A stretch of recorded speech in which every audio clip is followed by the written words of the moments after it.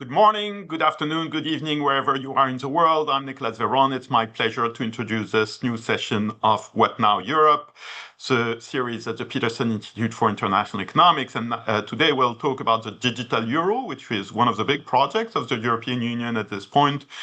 We'll go into the depths of it. Obviously, it's a different approach from what other jurisdictions are taking in terms of their central bank consideration of digital or central bank digital currencies. Big contrast with the US, where people talk about stable coins, but the Federal Reserve doesn't talk about the digital dollar. Big contrast with China. Maybe we'll come back to it. We couldn't have a better speaker, of course, than the very project manager of the digital euro within the executive board of the European Central Bank, Piero Cipollone. Piero, you studied initially at the Sapienza University in Rome, then at Stanford University. After graduating in 1992, you became a policymaker, but also an academic. You have a specialization in labor economics, indirectly relevant to our topic today. You were affiliated with University of L'Aquila, with Lewis University in Rome, also as a visiting scholar at Berkeley.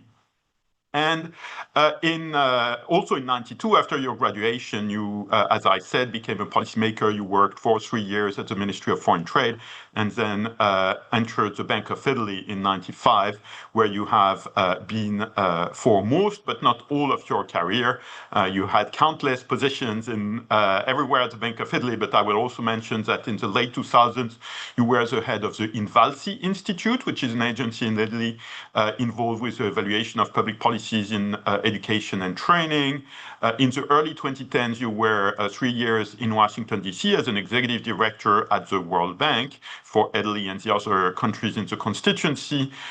You came back to the Bank of Italy in 2015, but in 2018, you went to the Prime Minister's Office of Italy, where you served as economic advisor under Prime Minister Giuseppe Conte, a different era of Italian politics. And then you became the Deputy Director General of the Bank of Italy in 2020, and of course, in November 23, you joined the European Central Bank as a member of the Executive Board. So with that, what is the digital euro? Thank you, Nicolas, for having me at the show, and thanks for reminding me how old I am. So, because all these things I've done because I'm a very old man. Anyway, so the best way to explain what the digital euro is to explain what we are doing at the euro system. One fundamental function of the central bank is to issue money. So what we are doing, we are launching a series of initiatives to modernize the way we issue money so that money is fit for a world that is becoming, where digital payments are becoming the norm, and where technology based on DLT and tokenization might change the financial market. So we are trying to modernize our offering of money at the retail payment, at the retail level.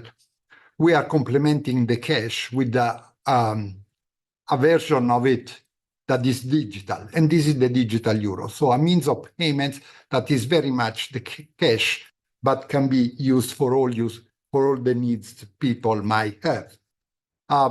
Instead, at the wholesale level, meaning at the transaction among big financial institutions, we think that to support the innovation in the financial market, we need to provide a new form of money, which is central bank money, in the form of a token that can be traded on a DLT platform. So that's what we are doing, and the digital euro is the retail part. For the wholesale part, we just launched 2 projects. One is called Pontes, and one is called Appia, with the same aim, modernizing the way we provide money for the financial market. So just to get the semantics right, the digital euro, as you said, is a retail project, right? And if we talk about CBDC projects, but in a wholesale context, you at the ECB don't call it digital euro, you basically call it Pontes Appia, right? Yeah, we call it tokenized wholesale central bank money, but for short, Pontes and Appia are the nickname of the project. Of course, Pontes means bridges in Latin, and Appia was the name of a famous highway in the Roman Empire, also in Italy. So that's very both European and at the same time Italian connections. Let me clarify, no conflict of interest. I was a German coming up with these two names, so now. And of course, so no the use of the Latin language went all the way to Germany in the olden days. So let's start maybe with what makes the European approach specific, right? We've seen a couple of years ago, after Facebook launched their ill-fated Libra project in 2019, everybody started talking about central bank digital currencies, CBDCs, and there was a lot of excitement. And then we saw a number of central banks, including in Europe, like the Bank of England, the Riksbank in Sweden, basically phase out their projects saying, okay, we're not really ready for that. So why is the ECB uniquely pushing ahead with the retail digital currency? Well, as I said, the first fundamental reason why we initiate this project, which, some reflection about providing digital form of central bank money for retail, where initial reflection were already going on. And the reason is very simple in Europe. We have been together for 25 years, and the only unified means of payments that we have in Europe is cash. It's the only public form of money that allows you to pay and discharge your obligation in Europe. But obviously, cash doesn't work for a modern world. About 1/3 of our transaction is an e-commerce transaction, and you cannot use cash. So we thought that in order to keep fulfilling our mandate to provide means of payments to people, we need to have a form of public money that would allow you to satisfy all of these needs when you want to pay online. This issue, which has to do with the freedom of people to choose how to pay, has a profound implication for Europe, because, as I was saying before, in Europe, we do not have a unified means of payments, which means that we cannot go around and pay everywhere for all use cases, meaning for all your needs, with one single solution. If you want to do that, you have to rely on non-European solution. And since the central bank has a mandate to ensure a smooth functioning of payment system, you understand that relying too much on foreign solutions might be a risk.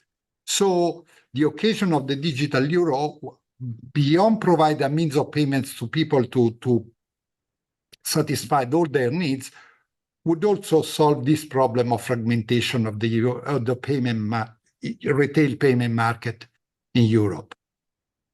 So sorry, go ahead. No, this is the deepest motivation. I can provide you more information about how fragmented we are, but maybe this can come up in the conversation we are having. That's right. In a way, to put it bluntly, if Visa and/or MasterCard was a European company, possibly the ECB wouldn't have gone for that project. Is that an acceptable way to frame it? Well, Nicolas, we have been pushing for private solution for a very long time. We started with the SEPA, and it took 12 years to implement that. What is then SEPA? we pushed. SEPA is the Single European Payment Area. So it's essentially a mechanism through which you can pay instantly across Europe, which has been implemented. Just for wire transfers, right? Wire transfer, you're right. But and it took 12 years to implement this because, markets are fragmented and we come from different experience. Then we and the Commission pushed for instant payments. So the initial regulation was 2016, and nothing happened. Actually, only one jurisdiction took advantage of that new solution to make instant wire transfer across financial institution, and they implemented that as a very important scheme to pay at the point of sale, in the store. But not much happened. Which country was that? Sorry. Was the Netherlands, with the idea. They invented this solution that this idea that was very efficient. Next, we pushed for, someone said, well, it's hard to scale up European solution because we don't have a platform, we don't have an infrastructure. So the ECB and the Eurosystem provided this infrastructure, which is called TIPS. So since 2018, TIPS is available, which is an instant payment system that allows you to pay instantly across the euro area. But the market did not take advantage of this to provide a solution to pay at the point of sale, again, at the store. So you can just do a wire transfer through TIPS. So there are important. So we have been struggling to see the private sector to scale up and provide unified, some solution that would cover all use cases for Europeans across the euro area. To tell you the truth, there are important initiatives going on, which we supported very much. The trouble is that because of the market are so entrenched into legacy solution, it's very costly and very difficult to scale up at the European level. In fact, all this new initiative, one is called the PIIE, which are developing a platform that is called Vero, and one that is called European Payments Initiative, right? Yes, that's the name of the company, and Vero is the name of the solution that they are doing a big effort to scale up both at the European level and coverage of use case. But to expand a private solution is very costly because you have to rely on new standard, and this is very costly. So yes, we think we have been encouraging this solution, and we think though that through the digital euro, this private solution will have a chance to scale up at the European level, so that you have many solutions competing for providing services to the market. So is it a governance issue? Is it just that it's practically impossible for BNP Paribas, Deutsche Bank, and the Sparkassen in Germany to come up with a joint project because their cultures are completely incompatible? I mean, what explains this failure of the private sector over decades to come up with what you told them to come up with? Well, first of all, you start with solutions that are national. Different rules. At the governance level, you have different rules, different remuneration scheme, different practices. And then you have the technological part, different standards, each standard for each country. Coverage, differential coverage, certain solution coverages covered, for example, only point of sale, other just peer-to-peer, other just covered e-commerce solution. So you have a patchwork of solution, each entrenched in different technological solution and rule of the game, if you want. So how do you put this together? It's not that simple. Also because sometimes, in order to come up with a new solution, you have to dismantle the old one. And this means investment. This means that you give up some revenues for an investment that you have already paid for. So there is also a P&L issue. So it's not that easy to give up to something that works at the national level to come up with something at the international level, because it's very difficult to put together things. Moreover, there are 15 countries in Europe that do not even have a domestic scheme. I can name some countries. Austria is one of this. Finland is one of this. So these countries do not have even a domestic scheme, which means that to buy when you the say milk. they don't have a domestic scheme, that means that basically the only options they have for use of payment cards is MasterCard and Visa in practice, or Absolutely. American Express, right? Absolutely, absolutely. Those are the only solution. So if for whatever reason these providers will not be able to provide their services to one of these country, they will not be able to pay. That's a big of some concern, somewhat, as you can imagine, for a central bank. Did this kind of geopolitical risk assessment that, there's a kind of maybe unlikely but not completely implausible scenario in which the American card service providers would withdraw service, as they did in Russia indeed in 2022. My impression, tell me that I'm wrong, but my impression is that the ECB has been increasingly explicit over the last few years, especially in the last 2 years, about this geopolitical motivation. Do I get things wrong? Well, let me. You are right, but with some nuances. First of all, we have been saying that we do this because we need to fix our internal problem. First of all, as I was saying before, right? It cannot be a system where your citizen cannot rely on an infrastructure that it's European somehow for something that is so basic as a payment. So this is something that we should have fixed anyway. You might ask why you started a few years ago in 2020, basically, and not before. Because before that, cash was king. The real problem is that the real change has been that digital payments have accelerated and therefore marginalizing cash. That's where this need to provide something additional became so important. Now, we have been consistent in saying, but certainly the point that you were making, the geopolitical risk, is resonating much more with politicians. And that's where we saw some acceleration from the political side to put this project into focus.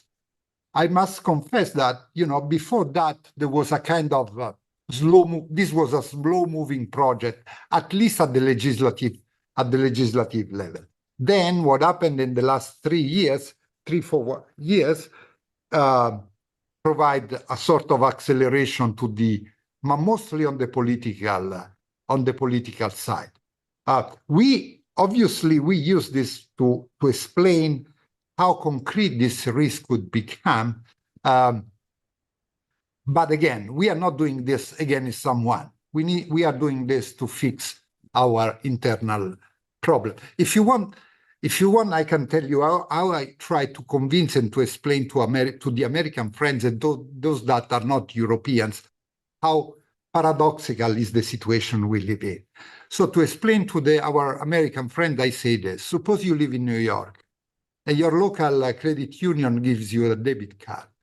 Then you go to San Francisco and you go to Starbucks. You want to buy your coffee, and the cashier tells you, "I'm sorry, sir, I cannot take this debit card because that's been issued in New York." That's exactly the situation we are in Europe. How paradoxical. I mean, how would the US react to that? So we are trying to fix this problem. Except, of course, if you're from Finland and the debit card you got is a Visa debit card and you can use it in Portugal, right? Yeah. Yes. That's very clear. You mentioned the legislation. Indeed, there is some news on this. There was a proposal by the European Commission. I can't even remember when, 2 years ago or something. And then it went into the discussion as it does in the EU with what we call the co-legislators, so the Council of the European Union, which is the representatives of the member states, and the European Parliament. And as it happened, often the deadlocks in the EU legislative process are in the Council, but here it's been maybe even more in the European Parliament. I know you're not here to comment on political processes and legislative processes, but can you get us a sense of how this legislative proceeding has developed and where we are now. So let me be factual on this. You're right. The initial proposal from the Commission was June 28 June 2023, so almost 3 years ago. Then, the discussion with the co-legislators started. And there was initially the movement at the Council Working Party was not as fast as we were expecting. But last year, there was an acceleration. So at the end of 2025, under the Danish presidency, which did a great job, there was a proposal and they come up with their own proposal, which is not the proposal from the Council, which is not that far from the initial proposal of the Commission. There are some changes here and there. At the same time, the process is developing at the Parliament. To be fair with the Parliament, we need to remind that we had the election in 2024. So, it took some time for them to reform the Commission. But it's not a mystery that there is some part of the Parliament that is skeptical about the project of the digital euro. And in particular, the rapporteur has been, taking a position that has some question, let me put in this way. However, in the last 6 months, progress has been made. And up to now, they have looked at and agreed on almost more than 1/3 of all the articles. So the latest news we have is that they will come up with a vote, so a formal decision on June the 23rd. It's not that far away, so we have been patient for 3 years. It doesn't cost much to wait a couple of more months. What is important for us is that we get the final legislation by the end of this year. As long as we have a final legislation by the end of this year, we will be able to respect our timeline that at this point in time foresee the full issuance of the digital euro by, say, July 2029. Of course, the rapporteur, as you mentioned, is Fernando Navarrete, also a former central banker. So you will, as you said, there's a good chance that the legislation will be ready in time for your own operational timeline of deployment of the digital euro. Will the content of this legislation, which is now coming into focus, that you have a form of agreement in the Council, a form of agreement in the Parliament, and then you will have a reconciliation process, which we call the trilogue in European jargon. But now that this is coming a little bit clearer, is the content okay? Are there things that make your work as an issuer of the CBDC more difficult? Can you give us a sense of where the sticking points have been? So let me put in this way. The proposal from the Council is very close to the proposal of the Commission. There are some marginal differences, especially in the obligation of the banks to distribute the app of the digital euro, but those are minor things. The bulk of the substance of it, the underlying philosophy, it's very close. It's very close, so I do not expect many problems. The most tricky things in the discussion at the Council were two, essentially. One is the issue of the holding limits. Let me explain. In order to protect financial stability, we said from the very beginning that the digital euro has built in 3 safeguards. One is the fact that the digital euro is not remunerated, so no interest fee to move. Second, you don't need to pre-fund your wallet in order to pay. We call this waterfall solution. Essentially, when you pay, you can transform instantly your commercial bank money into the digital euro and pay. And the third most important is the fact that there will be a cap to the holdings of the digital euro for individuals. So the The initial proposal by just to understand, there's no cap in terms of the payments you can make in digital euro, but there is a cap Exactly. in terms of how much digital euro you can keep in your digital euro wallet, right? Absolutely. Absolutely. No limit to the transaction, a limit to the actual stock that you have in your wallet. So if the wallet is depleted, then your bank account will replenish it to the Exactly. extent needed automatically, and that's what you call the waterfall. Exactly. And this is meant to avoid that people need exactly to avoid that people for the concern not to have enough money that they preload or pre-fund too much their wallet. So it's their freedom to choose. So the issue was who is going to set the holding limits. And the member states had some concern that the initial proposal was that the ECB would have done that. Member states have some concern by saying, look, financial stability is also our own responsibility, so we want to have a say on that. But we come up with a very good solution, a balanced solution, so we are satisfied with that. Now, the other dimension was how do you compensate is the remuneration process. I mean, how do you pay the banks for the services they provide and distribute in the digital euro? And now you make sure that merchant will not be, since they are obliged to accept the digital euro, merchant will not be, will be somehow protected from possible exploitation from the service provider if they do not have any protection. So these all things, we call it the compensation model. And the Commission and the Council come up with a very reasonable solution. And now those are the two topics that are being discussed at the Parliament. But again, I expect that in the coming, in these 2 months, because they are discussing these two issues as we speak, and there might be they might come up with some variant compared to this proposal, but there are not so many alternatives. So the set of choices is limited. So I guess at the end of the day, the proposal will not be so different, and therefore the trialogue discussion should be easy to converge to a final solution in the trialogue.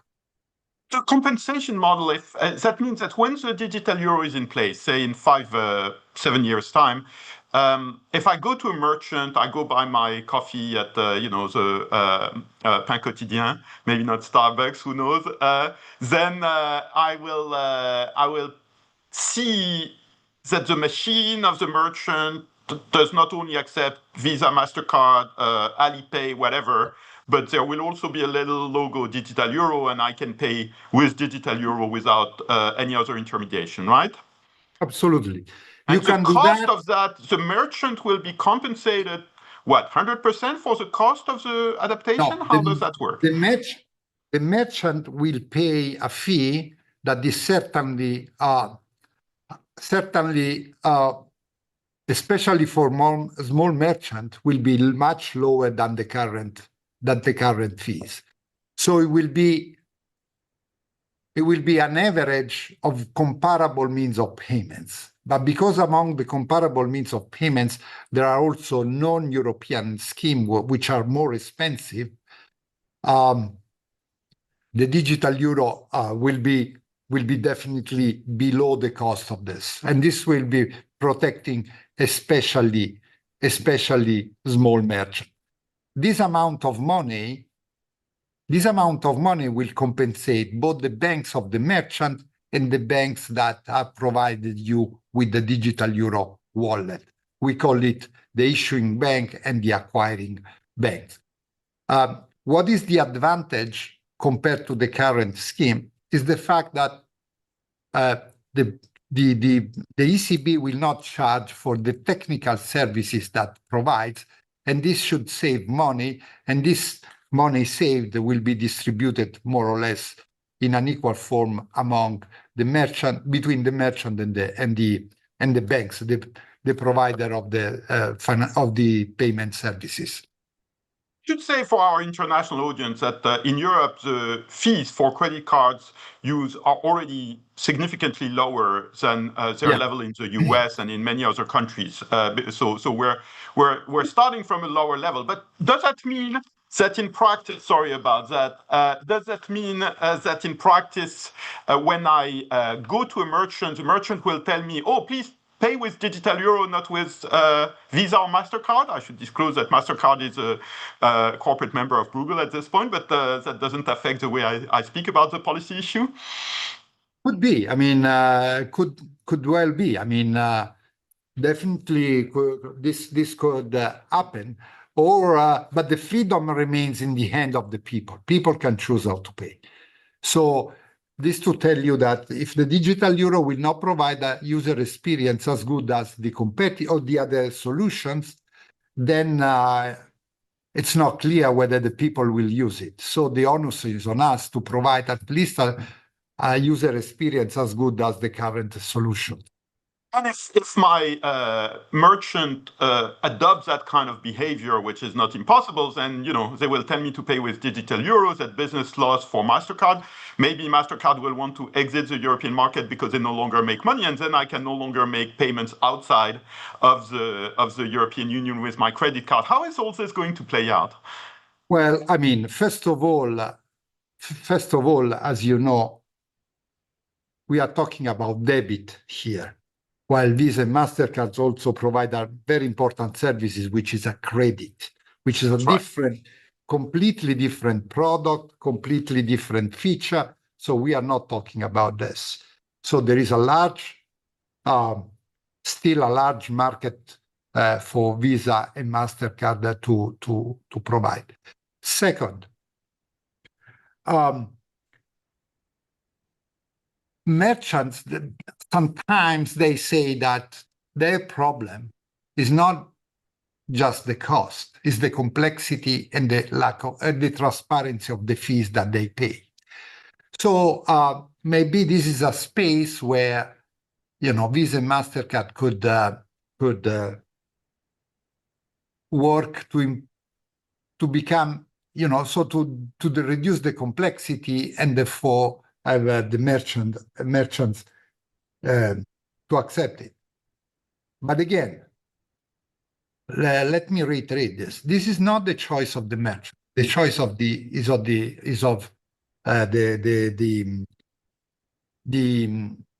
consumer. So as long as Visa and MasterCard provide good services for the consumer, so user experience, this is their competitive advantage. So people might use the digital euro as an option, but I do not expect that the digital euro will displace private payment system. It's another fallback option that you can use for privacy reason because it offers also the offline solution. But I do not expect such a dramatic outcome as the ones you were representing. And of course, I misspoke. I said MasterCard is a member of Google. I meant the Peterson Institute, and this is because I didn't drink enough coffee. And by the way, Visa is also has also been a donor of the Peterson Institute. But again, it doesn't color the way we at the Institute talk about these things because that's our model. Let me go to the international comparison. Again, the Fed is not doing a retail digital currency the way the ECB is doing. The People's Bank of China is doing it in a different way, which looks a little bit more like a bank deposit. Can you get us a bit through those differences and the kind of discussions you have with other central bankers around the world? Because I assume that, you have central bankers who tell you, you're doing this thing, it costs a lot of money, but we're not doing it because we don't think we need it. So what is the kind of conversation you have? Well, I mean, this is what's important to understand is that there are different jurisdictions have different needs. So let's take, for example, Sweden, right? They have been thinking about that for a long time. But their feeling is that they do not have this concern about the coverage of the possibility of domestic solution to cover the needs of their people. So the urgency to provide a solution that was not there for digital payments, they did not have this urgency. That's why they are, thinking about it, but the pressure to cover digital payments was not there. We did not, I remember, I insist on that. We did not have such a luxury. The US, they have been thinking about doing something. In fact, one of the most advanced study that I read in terms of possible implementation of a digital dollar was this famous Hamilton project, which was done in collaboration between the MIT and Boston Fed. Then for political reason, I understand they are posing the project. But if they are doing that, it's because probably they are satisfied the possible solution they have domestically. China entering this issue for another completely different solution, because they wanted to open up a little bit of competition among the two giants they have. You know that there were two big providers which internalize all the payments, basically. So they have PIIE and Tencent payments, right? Exactly. So the central bank did not have any influence almost on this. So they needed to provide a solution that people could rely without necessarily entering into, this walled garden. So each jurisdiction has its own problem and trying to react to the problem it has in order to try to fix it. I insist on that. We had a fundamental problem of fragmentation, and we tried in many ways to solve it through private initiative, which for reasons that have to do with the fact that when you are stuck in a bad equilibrium, it's very hard to move out. We think that instead the digital euro will not only provide a public solution, but also offer an infrastructure that the private sector, including Visa and MasterCard, can use to distribute their product. So we envisage through the digital euro to set up an infrastructure and a market that is resilient, competitive, and open to competition. And we hope to get better prices and better services out of this. We have a few minutes left only, there are so many questions. I want to move to the wholesale euro discussion, but before that, we have a question from a participant on Zoom about cryptocurrencies. And of course, there's all this discussion about stablecoins. I don't want us to lose focus, but will it be possible to convert crypto assets into the digital euro? And how is the project engineered for that? Well, you can. Let me put it this way. If you sell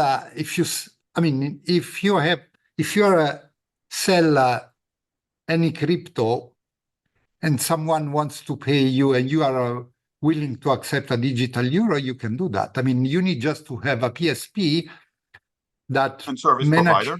Payment service provider that is able to work on both sides. Has to be able to provide you a wallet and the digital euro, and has to be able to provide you a wallet with the crypto. But there is not. It's another good as any other. You can buy bread with the digital euro, but you can buy any other financial activities if you want. So let's move to the wholesale space and the international space, and also how the digital euro fits with the discussion about the international role of the euro, right? My impression is that in the last few years, the ECB has been increasingly explicit that they would welcome more international use of the euro. So they're not just agnostic, they're basically laying the foundation for the euro being used offshore internationally. That includes swap lines, repo lines, interlinkages with fast payment systems or instant payment systems, as you call them, in other jurisdictions, like in Brazil, in India, what have you. What is the digital side of this strategy, and can you give us a bit of a snapshot of where the ECB stands in that cluster of issues? Yes, definitely. Let me clarify, though. I mean, we don't do industrial policies, right? We provide solutions for letting people to make sure that payments flow freely in an efficient way with transparency, low cost, and possibly instant. I mentioned these three things because this is exactly the metrics that the G20 has taken in order to improve the fast payment, the payment system. So essentially, on the international part, Nicolas, we are being true to our promise that we would have supported the G20 strategy for cross-border payments. This was initiated by the Saudi Arabia G20 presidency a few years ago, and with a clear, and we also have clear metrics to judge them. So in the discussion that, there have been a lot of work done on this. And one of the outcome was that maybe a low-hanging fruit to improve the DR state of the fast payment system, cross-border fast payment system, would then be interlinking fast payment system. There are like 100 jurisdictions around the world that have fast payment system. So a smart things to do would be to connect them. And that's what we have been doing. That's what we have been doing on the sides of the payments. So we, I don't want to bother you with all the initiative we have, but that's exactly the logic we are moving. At the same time, we have been kind of restrictive in allowing people to use our repo lines. And we thought that because of the frequency of the possible shock, would have been much better to allow central banks to have access to our liquidity in case they need it for whatever reason, instead of selling it in a disorderly way their asset in euro. And this is exactly the logic of the new repo lines. So no industrial policies, but just make sure that the payment system works well, both domestically and internationally. So, without going too much into the weeds, a bit of a sense of why the ECB is putting emphasis on repo lines for the international use of the euro, whereas the Fed and the People's Bank of China in a different environment use swap lines. How should we think about those different instruments? Well, as you might imagine, the repo line are less risky for a central bank than a swap line, because in a repo line you have, people gives you as a collateral for your loan, for your liquidity, they give you an asset that is euro-denominated asset. So it's pretty much safe in some sense. Swap line is a currency against currency, so there is some risk associated to that in case there is an FX risk associated to that. But we are, so for the time being, we stick to the repo line, and but we have some swap line with the important jurisdiction. Moreover, all what we do on this has to be rooted into monetary policy reason. There is no, that's the only legal justification that we can use to enter into this kind of contract. So as I said before, we are expanding our repo line because of the frequency of the shock. We have, in few years we saw many shocks, so you need a way to absorb this shock more easily.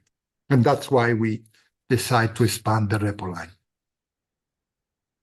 I have so many more questions, but unfortunately our time is up. Fortunately, this was a very rich discussion, and I look forward to other opportunities to invite the ECB to the series, also talking about the international role of the euro and the expansion of the eurozone. I'm sure Hungary is paving the way. Presumably, we'll have opportunities to discuss that. But in the meantime, thank you so much, Piero Cipollone, for very illuminating explanations on the digital euro project. Thank you and have a great rest of your day. Thank you, Jörg. Bye-bye.